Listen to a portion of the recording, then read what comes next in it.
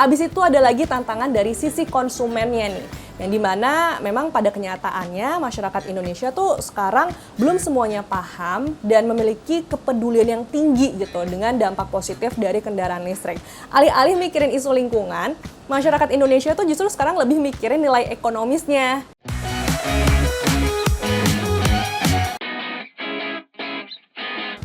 Hai, Cuanomics di sini. Apa kabarnya di sana? Bagi kamu yang suka bepergian naik taksi, baik itu taksi online maupun taksi konvensional, sekarang udah ada yang baru nih.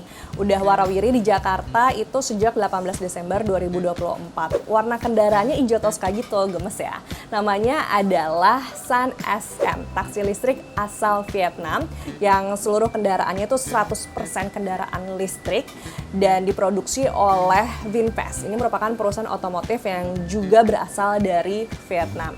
Jadi ya walaupun di Indonesia memang sudah ada sejumlah pemain lama di industri jasa transportasi taksi, tapi sebagai pendatang baru tuh cukup percaya diri lah taksi listrik ini. Perusahaan taksi listrik asal Vietnam ini cukup percaya diri mengunggulkan kendaraan yang bebas polusi dan ramah lingkungan. Abis itu jasanya juga bisa dipesan melalui online maupun bisa juga dengan cara konvensional yang kamu tahu sendiri lah yang memberhentikan taksi di pinggir-pinggir jalan itu juga bisa digunakan.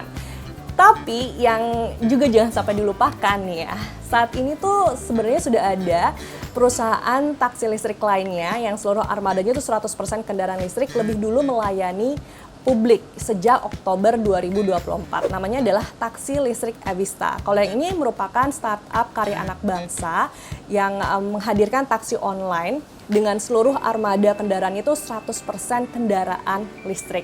Cuman ya memang sejauh ini baru melayani antar jemput bandara di Jakarta.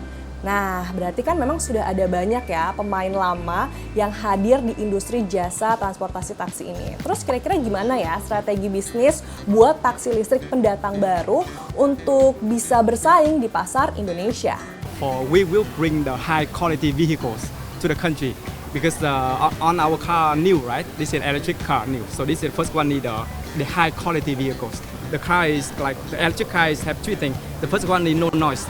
The second one is no noise, no emission, and the last one is like no noise, no emission, and no smell. Right? So that's our strategy. And for the price, it depends on a lot of factors. So I cannot let you know in detail, but I can guarantee that our price is quite reasonable. Oke, jadi perusahaan taksi listrik ini mengambil isu lingkungan sebagai nilai jual mereka, yang dimana memang sesuai sih dengan target pemerintah untuk mencapai net zero emission atau bebas emisi karbon di tahun 2060. Tapi apakah itu aja udah cukup? Sekarang kita telah terlebih dahulu tantangan yang harus dihadapi taksi listrik di Indonesia, yang dimana tantangan ini sebenarnya nggak jauh beda sih yang harus juga dihadapi oleh kendaraan listrik pribadi, yakni masih terbatasnya infrastruktur pengisian daya listrik. Walaupun emang pemerintah itu sekarang lagi gencar nih membangun dan menambah lokasi pengisian daya listrik sebagai upaya mempercepat transformasi kendaraan listrik di Indonesia. Abis itu ada lagi tantangan dari sisi konsumennya nih, yang dimana memang pada kenyataannya masyarakat Indonesia tuh sekarang belum semuanya paham dan memiliki kepedulian yang tinggi gitu dengan dampak positif dari kendaraan listrik. Alih-alih mikirin isu lingkungan, masyarakat Indonesia tuh justru sekarang lebih mikirin nilai ekonomisnya.